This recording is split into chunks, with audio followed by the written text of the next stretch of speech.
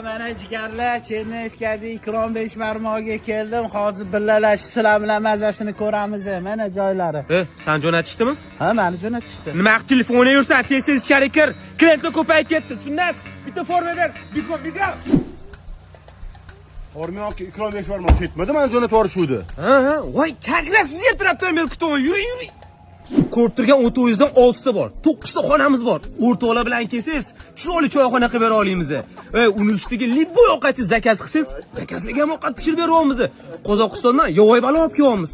Yo'q, men nima qilyapti bo'lmasam, ishni boshlayveraymi? Siz suvdan kelgansiz. Ish qo'yib turing. Yuring bir choy poy iching oldi. Ish bo'laveradi. Bolalar xamirga qaranglar, sovuq kunda Nima qilsan? O'rtoqlaring keyin maqtanasan. Klient ovqatini sotma.